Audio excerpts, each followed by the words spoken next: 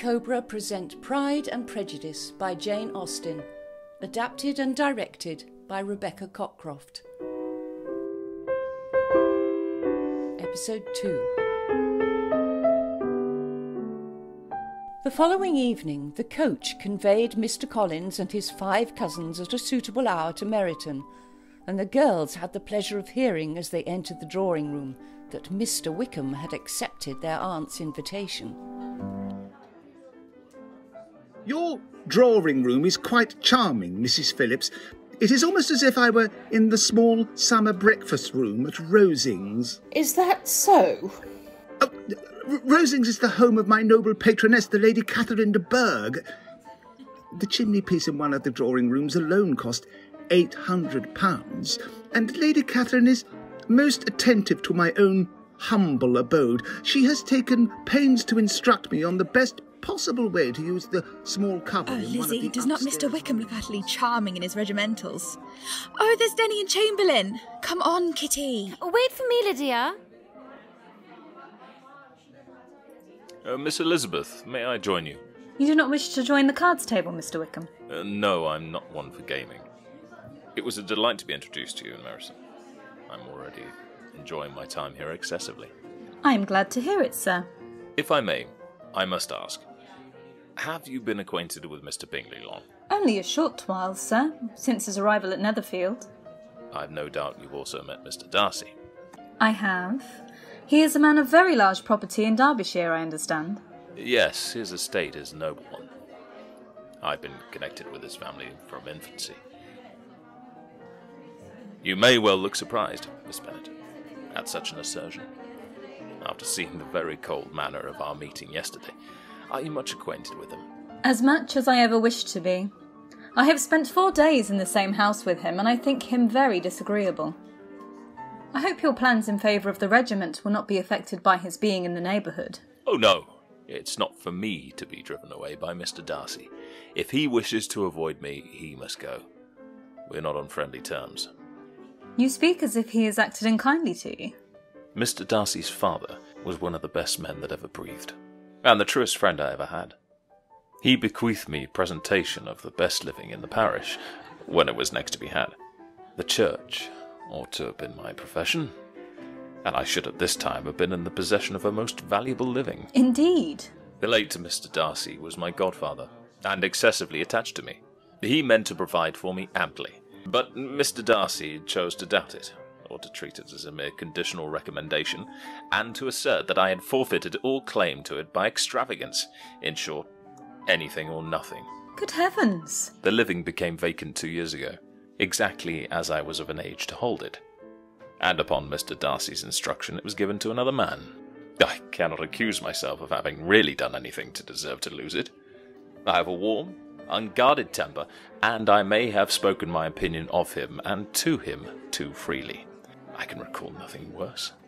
But the fact is that we are very different sort of men, and that he hates me. This is quite shocking. He deserves to be publicly disgraced. Sometime or other he will be. But it shall not be by me. Till I can forget his father, I can never defy or expose him. But what can have induced him to act so cruelly? A thorough, determined dislike of me. A dislike which I cannot but attribute in some measure to jealousy. Had the late Mr Darcy liked me less, his son might have borne me better. I had not thought Mr Darcy so bad as this. What could cause him to treat in such a manner the godson of his father? Pride, Miss Bennet. Family pride. And brotherly pride, which, with some brotherly affection, makes him a very kind and careful guardian of his sister. What sort of girl is Miss Darcy? I wish I could call her amiable. She is too much like her brother. Very proud. As a child, she was affectionate and pleasing and extremely fond of me, and I have devoted hours and hours to her amusement, but she's nothing to me now. How can Mr Bingley be in friendship with such a man? How can they suit each other? Do you know Mr Bingley? Not at all. He is a sweet-tempered, amiable, charming man. He cannot know what Mr Darcy is. Did I hear your relation is intimately acquainted with the family of de Bourgh? Yes, my cousin, Mr Collins. Lady Catherine de Bourgh has very lately given him a living. You know, of course, that Lady Catherine de Bourgh is an aunt to the present Mr Darcy. No, indeed I did not. I never heard of her existence till the day before yesterday. Her daughter, Miss de Bourgh, will have a very large fortune, and it is believed that she and her cousin will unite the two estates. I've heard she is quite sickly. I'm sure they will be quite content with one another.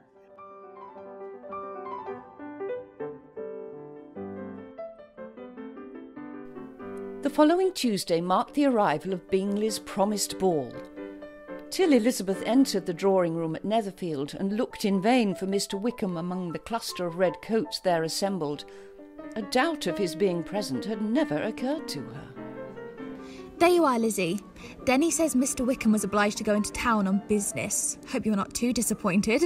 I'm sure I can get you many partners better than Mr Collins to dance with this evening. Oh, Lord, where are you going, Chamberlain? You promised to dance the next with me. Was that your cousin you danced with, Lizzy?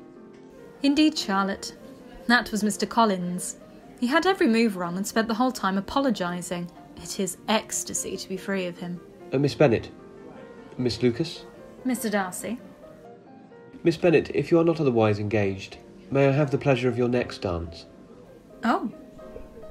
Of course. I dare say you will find him very agreeable. Heaven forbid. That would be the greatest misfortune of all, to find a man agreeable whom one is determined to hate. Do not be a simpleton, Lizzy, and allow your fancy for Wickham to make you appear unpleasant in the eyes of a man 10 times his consequence. Elizabeth took her place in the set opposite Mr Darcy. They stood for some time without speaking a word, and she began to imagine that their silence was to last through their entire dance. I believe we should have some conversation, Mr Darcy. Do you talk by rule, then, while you're dancing? Sometimes. One must speak a little, you know. It would look odd to be entirely silent for a dance. Do you and your sisters often walk to Meryton? We do. When you met us there the other day, we had just been forming a new acquaintance. Mr Wickham is blessed with such happy manners as may ensure his making friends. Whether he may be equally capable of retaining them is less certain. He has been so unlucky as to lose your friendship, and in a manner which he is likely to suffer from all his life. I remember hearing you once say, Mr Darcy, that you hardly ever forgave, that your resentment, once created, was unappeasable. You are very cautious, I suppose, as to its being created? I am. May I ask to what this question tends? Merely to the illustration of your character. I'm trying to make it out. I hear such different accounts of you as puzzle me exceedingly. I can readily believe that reports may vary greatly with respect to me, and I could wish, Miss Bennet, that you were not to sketch my character at present moment, as there is reason to fear that the performance would reflect no credit on either. But if I do not take your likeness now, I may never have another opportunity. I would by no means suspend any pleasure of yours. Elizabeth said no more, and they parted in silence at the end of the dance, and on each side dissatisfied, though not to an equal degree, for in Darcy's breast there was a tolerably powerful feeling towards her, which soon procured her pardon and directed all his anger against another. Oh, my dear Lady Lucas, I am expecting that Jane will soon be married to Mr Bingley. And of course, Jane's marrying Bingley will throw the other girls in the way of other rich men. For heaven's sake, Mamma, speak lower. What advantage can it be for Mr Darcy to overhear you? What is Mr Darcy to me, pray, that I should be afraid of him? Mary, that will do extremely well, child. You have delighted us long enough. The next day, on finding Mrs Bennet, Elizabeth and one of the younger girls together soon after breakfast, Mr Collins addressed the mother in these words. I had hoped, madam, that I may solicit a private audience with cousin Elizabeth this morning. Oh, dear, yes, certainly. I'm sure Lizzy will be very happy. I'm sure she can have no objection. Come, Kitty, I want you upstairs. Dear madam, do not go. Mr. Collins must excuse me. He can have nothing to say to me that anybody need not hear. No nonsense, Lizzy. I insist upon your staying and hearing Mr. Collins. Come along, Kitty. Believe me, my dear Miss Elizabeth, that your modesty, so far from doing you any disservice, rather adds to your other perfections.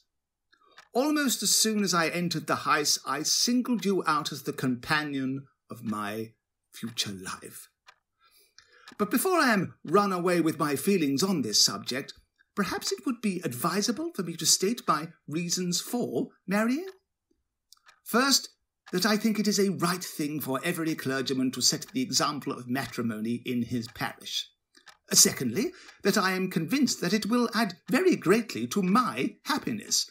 And thirdly, which perhaps I ought to have mentioned earlier, that it is the particular advice and recommendation of the very noble lady whom I have the honour of calling patroness. But the fact is that, being as I am to inherit this estate after the death of your honoured father, I could not satisfy myself without resolving to choose a wife from among his daughters, that the loss to them might be as little as possible when the melancholy event takes place. And now nothing remains for me but to assure you in the most animated language of the violence of my affection. Mr. Collins, To fortune I am perfectly indifferent, and shall make no demand of that nature on your father, since I am well aware that it could not be complied with. On that head, therefore, I shall be uniformly silent on the matter when we are married. You are too hasty, sir. You forget that I have made no answer.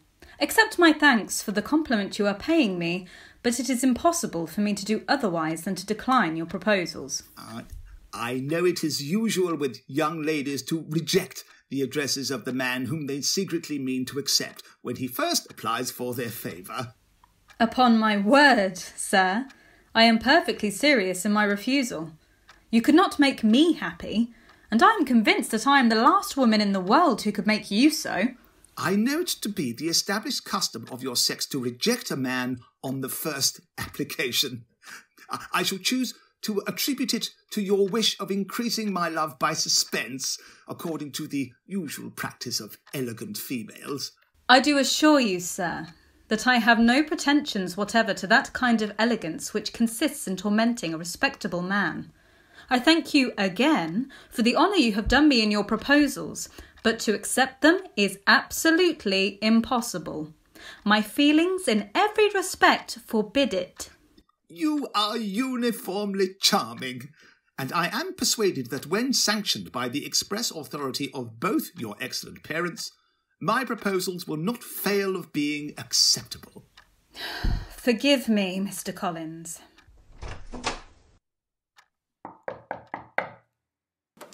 Oh, Mr. Bennet, you are wanted immediately. We are all in an uproar. Lizzy declares that she will not marry Mr. Collins, and Mr. Collins begins to say that he will not marry Lizzy. And what am I to do on the occasion? It seems a hopeless business. Well, speak to Lizzy about it yourself. Tell her that you insist upon her marrying him. Come here, child. Yes, Lizzy. In you go. I understand that Mr. Collins has made you an offer of marriage. Is it true? Yes, sir. Very well. And this offer of marriage you have refused? I have, sir. We now come to the point. Your mother insists upon your accepting it. Is it not so, Mrs. Bennet? Yes, or I will never see her again. An unhappy alternative is before you, Elizabeth. From this day you must be a stranger to one of your parents. Your mother will never see you again if you do not marry Mr. Collins, and I will never see you again if you do. Oh, thank you, Papa. Oh, Mr. Bennet! Now, Mrs. Bennet, I shall be glad to have the library to myself as soon as may be. Oh, Mr. Bennet! Oh, nobody can tell what I suffer. The morrow produced no abatement of Mrs. Bennet's ill humour. Mr. Collins was also in the same state of angry pride, but this was relieved by an invite from Charlotte Lucas to spend the afternoon at Lucas Lodge. Amidst the chaos of Mr. Collins' proposal, Jane had received a letter from Netherfield, and, now free of Mr. Collins, she called Elizabeth to walk in the garden to share her news. Lizzy, this is from Caroline Bingley. The whole party have left Netherfield and are on their way to town, and without any intention of coming back again. Oh, Jane, Mr. Bingley will not be detained in London by his friends in town, I'm sure. Not when he has such delightful friends in Hertfordshire as you. Oh, there is more. We are certain the business which draws him to town cannot be completed quickly, and at the same time convinced that when Charles gets to town he will be in no hurry to leave it again. I sincerely hope your Christmas in Hertfordshire... Oh, it is evident by this that he comes back no more this winter. It is only evident that Miss Bingley does not mean that he should. But you do not know all. Mr. Darcy is impatient to see his sister, and to confess the truth, we are scarcely less eager to meet her again. My brother admires her greatly already, and Louisa and I may dare entertain hope of her being hereafter our sister. Oh, what do you think of this sentence, my dear Lizzy? Does it not expressly declare that Caroline neither expects nor wishes me to be her sister, and she is perfectly convinced of her brother's indifference towards me? Can there be any other opinion on the subject? Yes, there can, for mine is totally different. Miss Bingley sees that her brother is in love with you and wants him to marry Miss Darcy. No one who has ever seen you together can doubt his affection.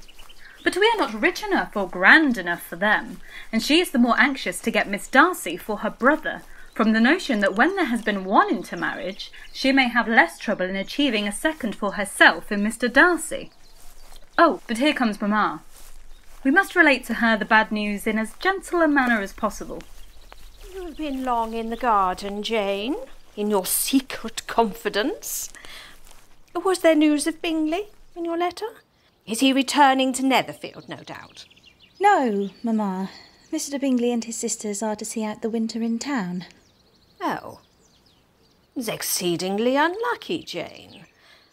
Oh, I'm sure that Mr. Bingley will soon be down again, and soon dining at Longbourn.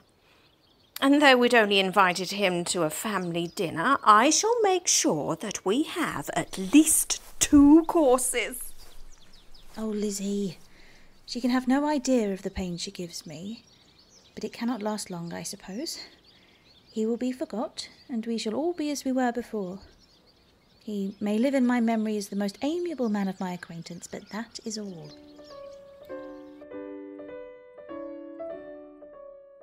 Soon it was time for Mr. Collins to return home to Kent. Mrs. Bennet, with great politeness and cordiality, said how happy they should be to see him at Longbourn again. She secretly wished that he may think of paying his addresses to one of her younger girls, and Mary might have been prevailed on to accept him. But on the morning following his departure, every hope of this kind was done away. Engaged? To Mr. Collins? My dear Charlotte, impossible. Why should you be surprised, my dear Eliza? Do you think it incredible that Mr. Collins should be able to procure any woman's good opinion because he was not so happy as to succeed with you? I cannot think that you should be in love with him. In love? Lizzy, I am not romantic, you know. I never was. But Mr. Collins is a conceited, silly man. You know he is, as well as I do. Oh, don't let's argue, Eliza. I ask only a comfortable home, and considering Mr. Collins' character, connection and situation in life, I am convinced that my chance of happiness with him is as fair as most people can boast on entering the marriage state. I will miss you very much, Charlotte. I shall depend on hearing from you very often, Eliza. Will you come and see me? I'm not likely to leave Kent for some time once I'm married. Promise me, therefore, to come to Hunsford. My father and Maria are coming to me in March, and I hope you will consent to be of the party. Indeed, Eliza, you will be as welcome as either of them. With such a party, how could I refuse? I may even chance to see the great Lady Catherine de Bourgh. As Christmas approached, the Bennets were joined as usual by Mrs Bennet's brother and his wife. Mr Gardiner was a sensible, gentlemanlike man, greatly superior to his sister, as well by nature as education. Mrs Bennet had many grievances to relate, and much to complain of.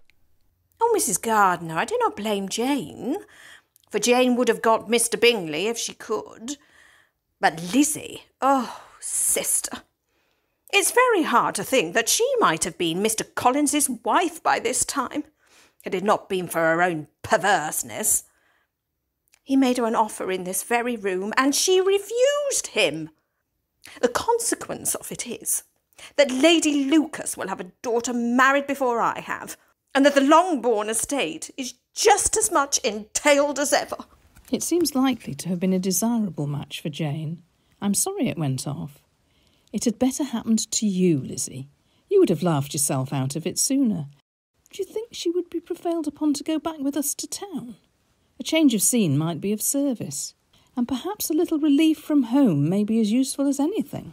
Oh, I am sure Jane would agree. We live in so different a part of town. All our connections are so different, and as you well know, we go out so little that it is very improbable that they should meet at all, unless he really comes to see her. And that is quite impossible. Mr Darcy would not suffer him to call on Jane in such a part of London. So much the better. It is settled. The Gardiners were to stay a week at Longbourn, and Mrs Bennet had carefully provided for the entertainment of her brother and sister, and some of the officers always made part of their parties, of which officers Mr Wickham was sure to be one. And on these occasions Mrs Gardiner narrowly observed his attentions to Elizabeth. Without supposing them, from what she saw, to be very seriously in love, their preference of each other was plain enough to make her a little uneasy. You are too sensible a girl, Lizzy, to fall in love merely because you are warned against it, and therefore I am not afraid of speaking openly. I would have you be on your guard around Mr Wickham.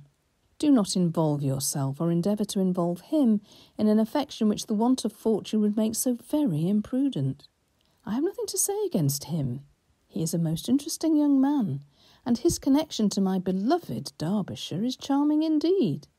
And if he had the fortune he ought to have, I should think you could do no better. You need not be under any alarm. I will take care of myself, and of Mr Wickham too. He shall not be in love with me, if I can prevent it. Elizabeth, you are not serious now. I beg your pardon. At present, I am not in love with Mr Wickham, but he is, beyond all comparison, the most agreeable man I ever saw.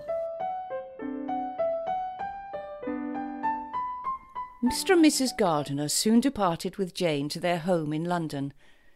Elizabeth waited impatiently for the arrival of word from her sister, who wrote a few lines to announce their safe arrival, and when she wrote again a week later, Elizabeth hoped it would be in her power to say something of the Bingleys. My dearest Lizzy, you will, I am sure, be incapable of triumphing in your better judgment at my expense when I confess myself to have been entirely deceived in Miss Bingley's regard for me. Oh, my poor Jane. I called in on Grosvenor Street last week and found some of the family at home. I did not think Caroline in spirits, but she seemed glad to see me. Caroline did not return my visit till yesterday, and when she did come, it was very evident that she had no pleasure in it. Mr Bingley knows of my being in town, I am certain. Miss Bingley said something of his never returning to Netherfield again, of giving up the place, but not with any certainty. We had better not mention it. Oh, Jane. I would not now wish for a renewal of his affections. I hope he might well soon marry Mr Darcy's proud and unpleasant sister as a punishment. She will make him abundantly regret what he has thrown away. March was to take Elizabeth to Hunsford to visit Charlotte and Mr Collins. While she was not keen to see her cousin again so soon, There was novelty in the scheme, as with such a mother and such uncompanionable sisters, and Jane still in town, a little change was not an unwelcome prospect. Her departure also provided a gratifying absence from Mr Wickham, whose attentions had now waned, and he was the admirer of Miss King. Taking the opportunity to break their journey in town to see Jane, Elizabeth, Sir William and Maria set out so early as to be in Gracechurch Street by noon. But what sort of girl is Miss King? She is a very good kind of girl, aunt, I believe. But he paid her not the smallest attention till her grandfather's death made her mistress of his fortune. There seems an indelicacy in directing his attentions towards her so soon after this event, especially after he had appeared so partial to you, Lizzy. Last Christmas you were afraid of his marrying me because it would be imprudent, and now, because he is trying to get a girl with only £10,000, you want to find out that he is mercenary. Kitty and Lydia take his defection much more to heart than I do. They are not yet open to the mortifying conviction that handsome young men must have something to live on. I should be sorry, you know, to think ill of a young man who has lived so long in Derbyshire. Oh, if that is all. I have very poor opinion of young men who live in Derbyshire, and their intimate friends who live in Hertfordshire are not much better. I am sick of them all. Thank heaven I am going tomorrow, where I shall find a man who has not one agreeable quality, who has neither manner nor sense to recommend him. Stupid men are the only ones worth knowing, after all. Take care, Lizzy. That speech savours strongly of disappointment. Perhaps a longer change would be beneficial. Your uncle and I are planning a tour of pleasure this summer. Would you care to join us? We have not determined how far it shall carry us, but perhaps to the lakes? Oh, my dear aunt, what a delight! After all, what are young men to rocks and mountains? Every object in the next day's journey to Kent was new and interesting to Elizabeth, and her spirits were in a state of enjoyment, for she had seen her sister looking so well as to banish all fear for her health, and the prospect of a northern tour was a constant source of delight. Sir William, Sister Maria, my dear cousin Elizabeth, how happy we are to welcome you to Hunsford at last. How are your family, cousin? They are well, Mr Collins, thank you. Oh, Sir William, do come along inside. Do you recall in the letter I sent you on the 4th of February that Lady Catherine de Bourgh had kindly suggested a great number of improvements to be made to the parsonage house? Now, the roses here aside our modest entrance were grown from cuttings from the very roses in Rosings Park itself. My dear Eliza, you are welcome. May I fetch you some refreshments? Oh, indeed, refreshments. I trust your journey has been a comfortable one, Sir William? Tolerable, yes, Mr Collins, thank you. I heartily welcome you all to my humble abode.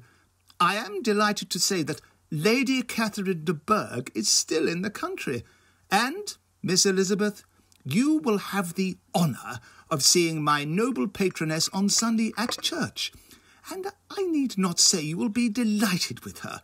She is all affability and condescension. I have scarcely any hesitation in saying she will include you and my sister Maria in every invitation with which she honours us during your stay here. Her behaviour to my dear Charlotte is charming. We dine at Rosings twice every week and are never allowed to walk home. Her ladyship's carriage is regularly ordered for us. Or, I should say, one of her ladyship's carriages, for she has several. Oh, quickly, my dear. Come, quickly. Oh, my dear Eliza, how exciting this is. It is only Lady Catherine and her daughter. No, Lizzy, I do not think that is Lady Catherine. Charlotte says there is an old lady, Mrs Jenkinson, who lives with them. The other is Mr Bourgh, I believe.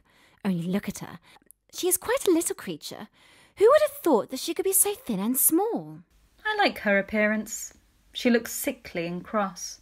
Yes, she will do very well for him. She will make him a very proper wife. For who, Lizzy? Oh, heavens, they're coming back. Quickly, Lizzy. We don't want to be caught peering at them. Oh, ladies, I must congratulate you both. We have all of us been invited to dine at Rosings tomorrow. I confess that I should not have been at all surprised by her ladyship's asking us on Sunday to drink tea and spend the evening at Rosings. But who could have foreseen such an attention as this? Who could have imagined that we should receive an invitation to dine there so immediately after your arrival? Do not make yourself uneasy, my dear cousin, about your apparel. Lady Catherine is far from requiring that elegance of dress in us which becomes herself and her daughter. I would advise you merely to put on whatever of your clothes is superior to the rest. Lady Catherine will not think the worse of you. When they ascended the steps to Rosings, Maria's alarm was every moment increasing, and even Sir William did not look perfectly calm. In spite of having been at St James's Palace, he was completely awed by the grandeur surrounding him. Her ladyship, with great condescension, arose to receive them. There was little to be done but to hear Lady Catherine talk, which she did without any intermission. Miss Bennet, you are one of a number of daughters, I believe. Yes, ma'am. I am the second of 5. All are married. Yes, ma'am. Do you play and sing, Miss Bennet? A little. Oh, then some time or other we shall be happy to hear you. Our instrument is a capital one. You shall try it some day. Do your sisters play and sing? One of them does. Why did you not all learn? You all ought to have learned. Do you draw? No, not at all. What? None of you? That is very strange. But I suppose you had no opportunity. Your mother should have taken you to town every spring for the benefit of masters. My mother would have had no objection, but my father hates London. Are any of your younger sisters out, Miss Bennet? Yes, ma'am, all. What, all 5 out at once? How very odd. And you only the second. The younger ones out before the elder ones are married. Your younger sisters must be very young. My youngest is not 16. I think it would be very hard upon younger sisters that they should not have their share of society and amusement because the elder may not have the means or inclination to marry early. Oh, upon my word, you give your opinion very decidedly for so young a person. Pray, what is your age? With 3 younger sisters grown up, your ladyship can hardly expect me to own it. You cannot be more than 20, I am sure. Therefore you need not conceal your age. I am not 21. Well, we are to have company for Easter, Mrs. Collins. My nephews are to stay, and they are indeed truly among the most promising gentlemen in the country. Mr. Darcy is, of course, destined to marry Anne, once her health permits it, and takes great pleasure in visiting us. His attachment to Rosings grows with each year, and he is to be joined by his cousin, Colonel Fitzwilliam, a second son, of course. You will all be grateful for the opportunity I can afford you of introductions to such admirable and important young men. We can claim an acquaintance with Mr. Darcy, madam, with his having spent some time in Hertfordshire last winter. Is that so? Then why did you not speak of it before? Our brief introduction cannot possibly be compared to the condescension of your own gracious attentions, I am sure, madam.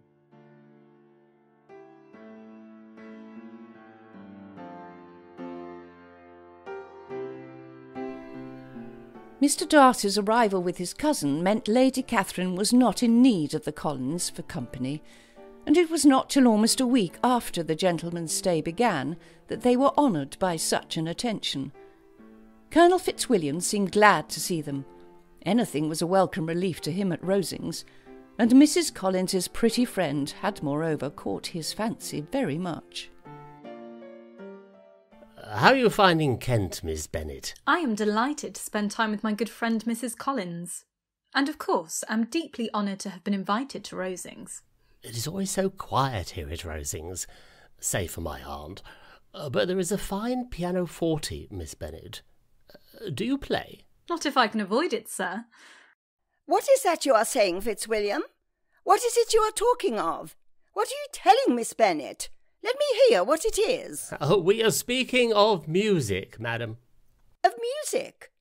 Oh, well, there are few people in England, I suppose, who have more true enjoyment of music than myself. If I had ever learned, I should have been a great proficient. And so would Anne, if her health had allowed her to apply. I am confident that she would have performed delightfully. How does Georgiana get on, Darcy? She comes along very nicely, madam. I am very glad to hear such a good account of her, and pray tell her from me that she cannot expect to excel if she does not practice a good deal. I assure you, madam, that she does not need such advice. She practices constantly. I often tell young ladies that no excellence in music is to be acquired without constant practice. I have told Miss Bennet several times that she will never play really well unless she practices more. I had just inquired if Miss Bennet would play for us, aunt. I play very ill, Colonel. Nonsense! I shall turn the pages for you.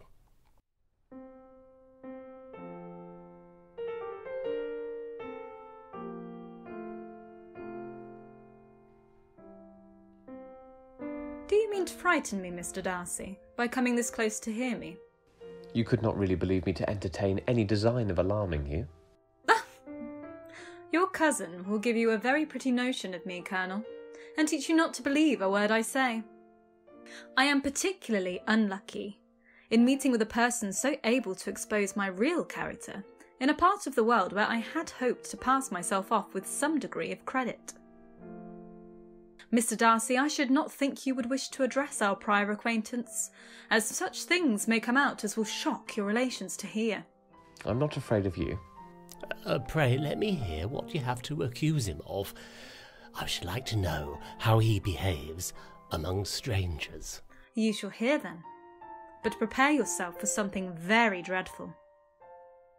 The first time of my ever seeing him in Hertfordshire was at a ball, where he danced only 4 dances, though gentlemen was scarce. I had not at that time the honour of knowing any lady in the assembly beyond my own party. True, and nobody can ever be introduced in a ballroom. Perhaps I should have judged better, had I sought an introduction, but I am ill qualified to recommend myself to strangers. Shall we ask your cousin the reason of this? Shall we ask him why a man of sense and education, and who has lived in the world, is ill qualified to recommend himself to strangers? I can answer your question. It is because he will not give himself the trouble.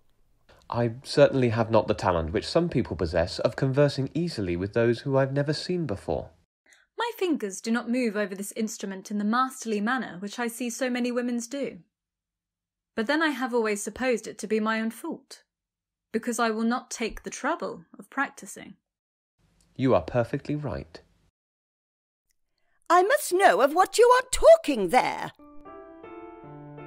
Miss Bennet would not play at all amiss if she practised more, though her taste is not equal to Anne's.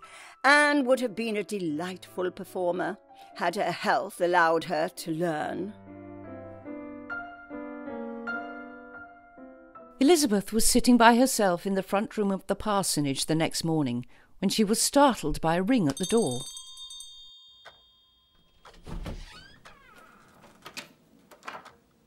Mr Darcy, ma'am. Miss Bennet? Are the other ladies of the house not within? No.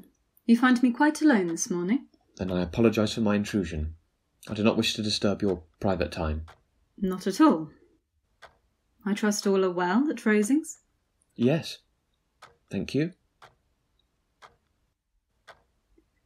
How very suddenly you all quitted Netherfield last November, Mr Darcy. Mr Bingley and his sisters were well, I hope, when you left London? Perfectly so. I thank you. My eldest sister has been in town these 3 months. Have you never happened to see her there? No. I was not so fortunate as to see Miss Bennet. I think I have understood that Mr Bingley has not much idea of ever returning to Netherfield. I have never heard him say so, but it is probable that he may spend very little of his time there in the future. If he means to be but little at Netherfield, it would be better for the neighbourhood that he should give up the place entirely. I should not be surprised if he were to give it up as soon as any eligible purchase offers. This seems a very comfortable house. Mr Collins appears to be very fortunate in his choice of a wife. Yes, indeed. His friends may well rejoice in his having met with one of the very few sensible women who would have accepted him. It must be very agreeable for her to be settled within so easy a distance of her own family and friends. An easy distance, you call it? It is nearly 50 miles, Mr Darcy. It is proof of your own attachment to Hertfordshire. Anything beyond the very neighbourhood of Longbourn, I suppose, would appear far. I do not mean to say that a woman may not be settled too near her family. Miss Bennet, Maria, could you let Betsy know I'm Oh, Mr Darcy. I beg your pardon, Eliza. I did not know we were to expect a call this morning. My mistake entirely, Mrs Collins. I thought yourself and Miss Lucas would be present. I did not wish to intrude. However, I have trespassed upon your time too much already. Miss Bennet, I should take my leave. Good day, Mrs Collins.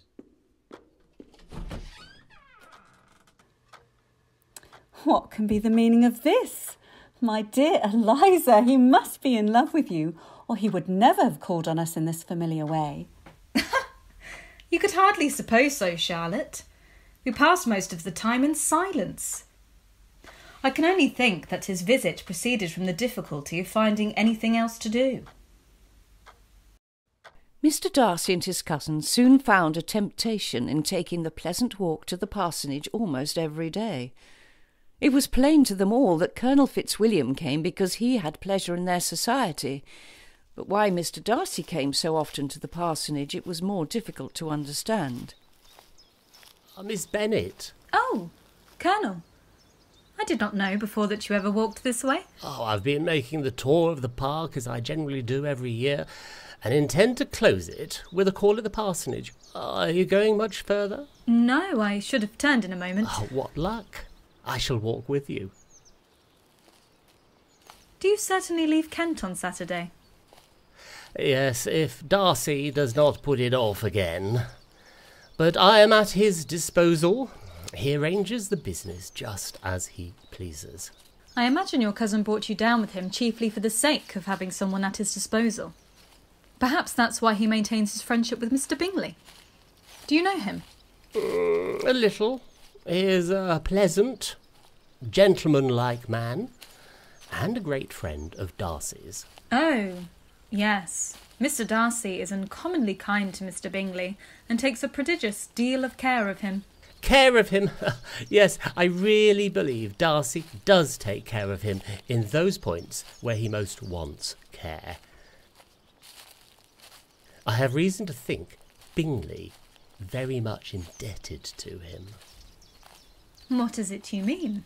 He congratulated himself on having lately saved a dear friend from the inconveniences of a most imprudent marriage, but without mentioning names or any other particulars. But I deduce that he meant Bingley. Did Mr Darcy give you reasons for this interference? I understood. There were some very strong objections against the lady. Elizabeth abruptly changed the conversation, and they talked on indifferent matters until they reached the parsonage. There, shut into her own room as soon as their visitor left them, she could think without interruption of all that she had heard. The agitation and tears which the subject occasioned brought on a headache, and it grew so much worse toward the evening that, added to her unwillingness to see Mr Darcy, it determined her not to attend her cousins to Rosings, where they were engaged to drink tea, and instead she took to perusing Jane's letters in the quiet of the parlour.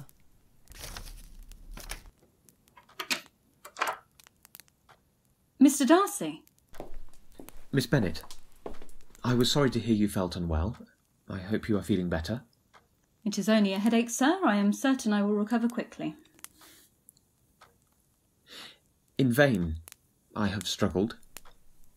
It will not do. My feelings will not be repressed.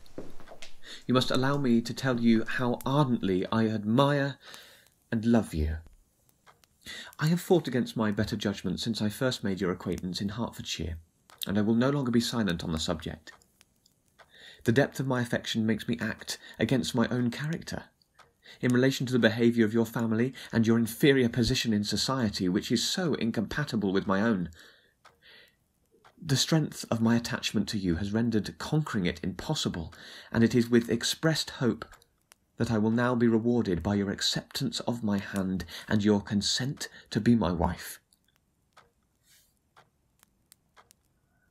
In such cases as this, it is, I believe, the established mode to express a sense of obligation for the sentiments avowed, however unequally they may be returned. But I have never desired your good opinion, and you have certainly bestowed it most unwillingly.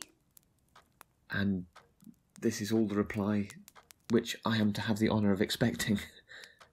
I might, perhaps, wish to be informed why, with so little endeavour at civility, I am thus rejected.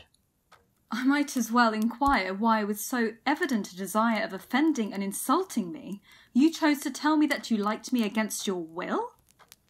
Had not my feelings decided against you? Had they been indifferent, or had they even been favourable? Do you think that any consideration would tempt me to accept the man who has been the means of ruining, perhaps for ever, the happiness of a most beloved sister? I have every reason in the world to think ill of you. I do not deny that I did everything in my power to separate my friend from your sister, or that I rejoice in my success. Towards him I have been kinder than towards myself. But it is not merely this affair on which my dislike is founded. Your character was unfolded in the recital which I received many months ago from Mr Wickham. You take eager interest in that gentleman's concerns. Who can help but feel an interest in him, once one knows what his misfortunes have been? His misfortunes? Yes, his misfortunes have been great indeed. And of your infliction. You have reduced him to his present state of poverty. And this is your opinion of me. This is the estimation in which you hold me. My faults, according to this calculation, are heavy indeed. But perhaps these offences might have been overlooked, had not your pride been hurt by my honest confession of the scruples that had long prevented my forming a serious design. I am not ashamed of the feelings I related. They were natural and just. Could you expect me to rejoice in the inferiority of your connections, to congratulate myself on the hope of relations whose condition in life is so decidedly beneath my own? You are mistaken, Mr Darcy, if you suppose that the mode of your declaration affected me in any other way than as it spared me the concern which I might have felt in refusing you, had you behaved in a more gentlemanlike manner. You could not have made the offer of your hand in any possible way that would have tempted me to accept it. I had not known you a month before I felt that you were the last man in the world whom I could ever be prevailed on to marry. You have said quite enough, madam. I perfectly comprehend your feelings, and have now only to be ashamed of what my own have been. Forgive me for having taken up so much of your time, and accept my best wishes for your health and happiness.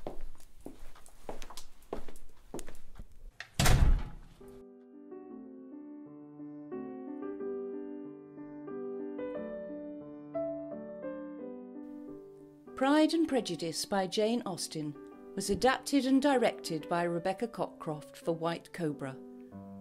This production was recorded separately in the performance homes to adhere to COVID regulations. Find out more about White Cobra by visiting whitecobra.co.uk. The narrator was Liz Clarke, Mr Collins was Fraser Haynes, and Mrs Phillips was Jude Wilton. Lydia Bennet was Emily Rose Lyon, Kitty Bennet was Corinna Jane Crabtree, and Mr Wickham was Tristan Baxter Smith. Lizzy Bennet was Amy Whitestone, Charlotte Lucas was Hannah Taylor, and Mr Darcy was Tom Moreth. Mrs Bennet was Kate Billingham, Mr Bennet was John Myhill, and Jane Bennet was Rebecca Cockcroft. Mrs Gardiner was Mo Shapiro, Sir William Lucas was Ian Spiby, and Maria Lucas was Corinna Jane Crabtree.